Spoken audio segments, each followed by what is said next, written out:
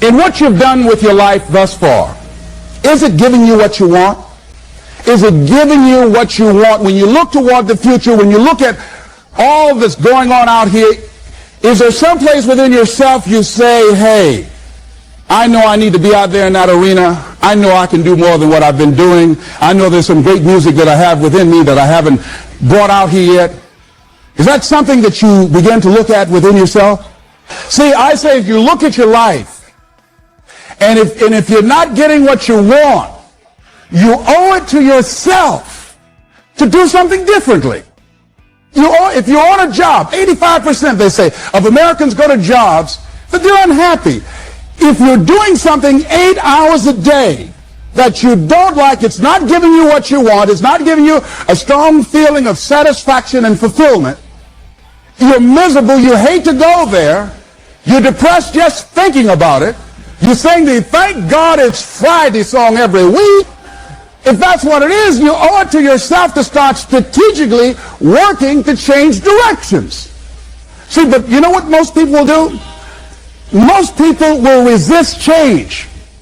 Most people will fight change as if change would be worse than what they're experiencing. See, they know this. They're familiar with this. Most people will not challenge the unknown. They won't just step out there. See, there's certain things that's got to be in place. They got to see it all together. And life isn't like that. That's not how you grow. So as you look at your life, you're saying, I'm not getting what I want. As you begin to look toward the future, begin to know that whatever it takes for you to create that, you've got that in you. You've got that. You've got genius in you. You've got goodness in you. You've got creativeness in you. If you decide to take the initiative to change the current quality of your life, I say to you that you will find that the universe is on your side.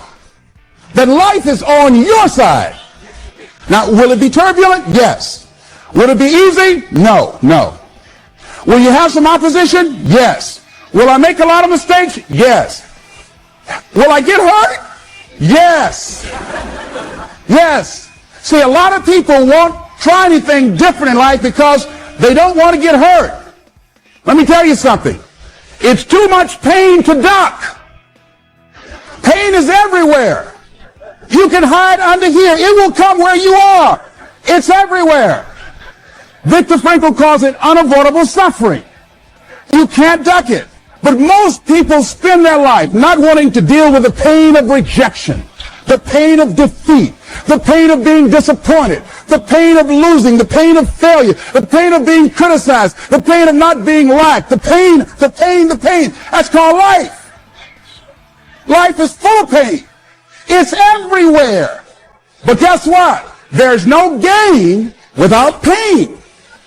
Because it's the pain of regret that you experience. If I had it to do over again, that's a pain. Don't you know that's something? When you know, I was in a seminar once and this lady stood up. If I had my life to live over again, she talked about all of the things that she would do. And you can feel the pain of regret in her voice. The pain of regret. She still experienced pain. She was trying not to experience the pain of defeat, the pain of disappointment, the pain of loss, the pain of lack of support. And she still experienced pain. It was right there. We can't get around it.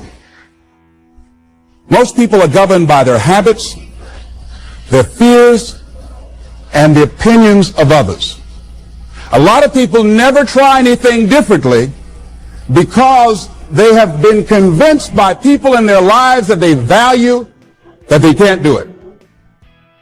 They're living within the context of the opinions that other people have of them, the low expectations. Many people doubt themselves because when they thought about doing something at some critical point in their life, somebody they respected and honored, somebody they believed in, somebody that they loved, someone they trusted said, you can't do that. And they accepted that.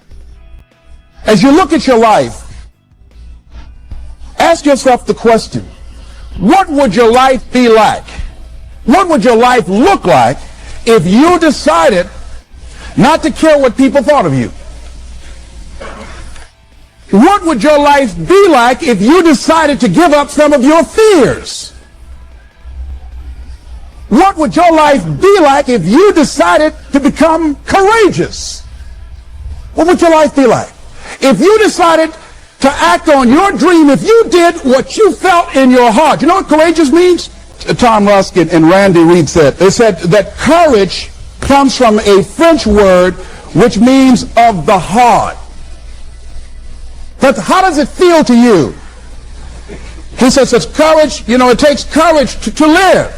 Says most people go through life not allowing themselves to step out because they don't want to let go. They don't want to be blown around. They don't want to be moved. The courage to face life's whirling wind of contradictions. The courage to love yourself. The courage to love. For years, I was afraid to love.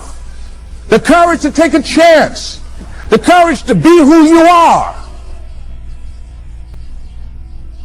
He says courage isn't for somebody else, for medals, applause, or moral debts. Courage is what at that moment feels most right for you. Not just situational ethics, but what feels right in your heart. The word of the heart. What feels right in your heart. One great philosopher says, cowards die many times before their deaths. The valiant never taste of death but once. What does that mean? The valiant people aren't afraid? No.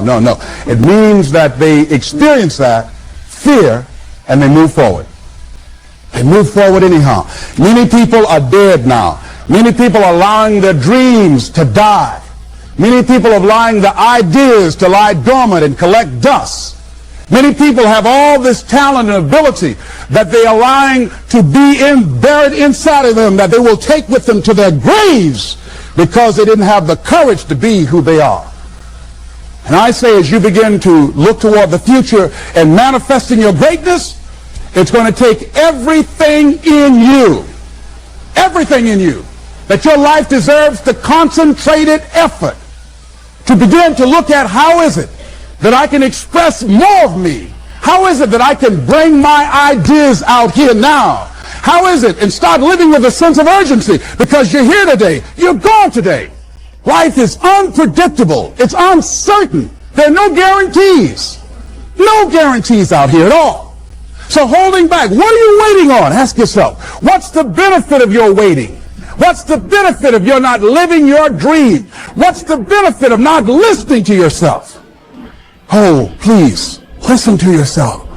You know the feelings. If you start listening to the feelings in your heart, and I'm doing it now more every day, I find that my feelings, I can trust them.